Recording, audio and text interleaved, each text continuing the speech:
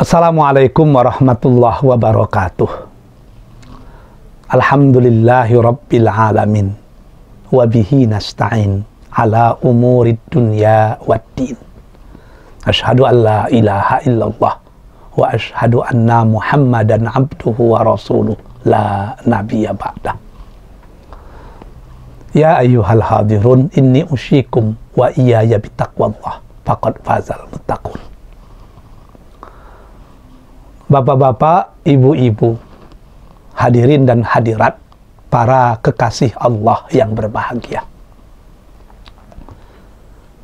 Pada pengajian yang lalu, kita sudah sampai kepada penyakit hati, penyakit jiwa yang kedua, yaitu min nafsin la tashba. Penyakit jiwa, penyakit hati, di mana jiwa dan diri kita tidak pernah merasa puas, tidak pernah merasa cukup. Orang yang tidak pernah merasa puas dan tidak pernah merasa cukup akan gamang menghadapi hidup dan kehidupannya. Hari ini kita teruskan kepada penyakit hati yang ketiga, yaitu Allahumma inni a'udzubika min qalbin la yahsha, min nafsin la tashba, min du'ain la yusma. Ya Allah, aku berlindung kepadamu dari penyakit jiwa yang ketiga, penyakit hati yang ketiga, yaitu min du'ain la yusma. Penyakit doa yang selalu kulantunkan, penyakit doa yang selalu kupohonkan, la yusma. Jangankan kau kabulkan, kau dengarkan pun tidak lagi doaku itu. Ini penyakit hati yang sangat hebat.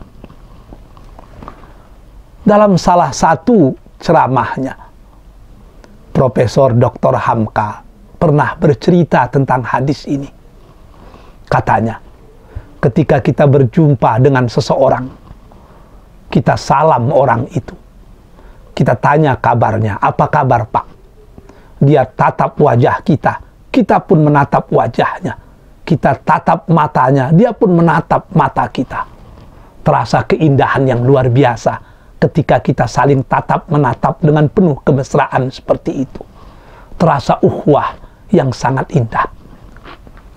Akan tetapi, yang paling sedih itu ketika kita bertemu dengan orang, kita salam dia, kita lihat wajahnya, dia melengah.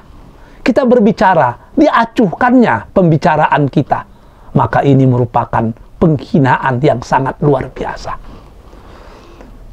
Ini yang diceritakan Rasul dalam hadis tadi.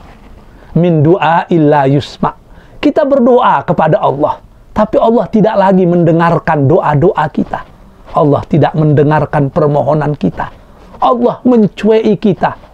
Allah mengacuhkan kita. Seakan-akan kita tidak ada. Seakan-akan kita manusia yang sudah kehilangan kemanusiaannya. Manusia yang ada tapi tidak punya keberadaannya. Kalau ini terjadi, ini merupakan malapetaka yang sangat dahsyat. Padahal doa orang yang beriman itu pasti dikabulkan Allah. Walaupun cara Allah mengabulkan doa tersebut dengan cara yang berbeda-beda. Walaupun metode Allah mengabulkan doa hambanya itu dengan cara yang beragam. Yang pertama, ketika kita berdoa, directly approve, Allah kabulkan langsung doa kita. Seperti doa Nabi Isa ketika dikepung oleh Bani Israel. Dia lari ke gunung, dikejar sampai ke puncak gunung. Mau turun ke bawah ada musuh, mau ke atas sudah ada langit. Tidak bisa kemana-mana, berhari-hari tidak makan. Pada waktu itu Nabi Isa berdoa agar diberikan makanan dari langit. Maka Allah menurunkan makanan dari langit yang kita kenal dengan Al-Ma'idah. Artinya doa itu langsung dikabulkan Allah. Yang kedua, kita berdoa, Allah kabulkan, tapi memakan waktu yang panjang. Ini seperti doa Nabi Ibrahim alaihissalam. Nabi Ibrahim berdoa, Rabbi habli minas sholihin. Duhai Tuhanku, tolong anugerahkan aku anak yang soleh. Menurut beberapa tafsir, doa itu dilantunkan Nabi Ibrahim semenjak menikah sampai 80 tahun. Setelah 80 tahun, barulah lahir anaknya yang bernama Ismail. Sehingga ada tafsir menyatakan ketika Nabi Ismail lahir, Nabi Ibrahim sudah berumur 105 tahun. Begitu panjangnya dia berdoa, baru dikabulkan oleh Allah. Kita jangan menganggap Allah lama mengabulkan doa itu karena Allah benci kepada kita. Kadang-kadang tidak. Allah justru rindu mendengarkan permohonan kita. Allah justru begitu sangat senang mendengarkan doa-doa kita, sehingga dibiarkannya kita berdoa dengan waktu yang lama. Sebab setiap kita berdoa itu Allah menurunkan keredaan dan keampunannya kepada kita. Yang ketiga, Allah Subhanahu wa ta'ala mengabulkan doa itu, tapi digantikannya dengan yang lebih baik. Kita berdoa, ya Allah, mudahkan rezekiku. Rezeki berupa harta tidak dipenuhi oleh Allah, tidak dikabulkan oleh Allah, tapi Allah gantikan dengan rezeki berupa kesehatan.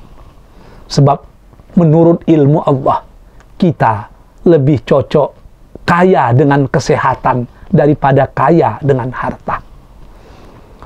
Jadi sesuatu itu baik bukan menurut kita baik, tapi kita harus meyakini sesuatu yang baik itu menurut Allah baik. Ada orang yang berdoa agar ingin mendapatkan menantu atau anak yang kaya raya, yang pendidikannya bagus, yang anak-anaknya itu sukses dari segi zahiriah. Tapi Allah tidak kabulkan itu. Allah gantikan. Anak-anak kita biasa dan sederhana, tapi anak-anak dan menantu kita menjadi anak-anak yang berbakti, menjadi anak-anak yang betul-betul qurratu a'yun, menyejukkan hati kita, menjadi si tawar si dingin dalam hidup dan kehidupan. Anak-anak itu menjadi penghibur dalam kita menghadapi dan menjalani hari-hari tua kita. Allah gantikan doa kita kepada yang lebih baik menurut ilmu Allah yang azali. Yang ketiga, yang keempat, cara Allah mengabulkan doa itu. Yang pertama tadi, directly approve. Yang kedua, approve, tapi indirectly. Doa itu tidak dikabulkan langsung.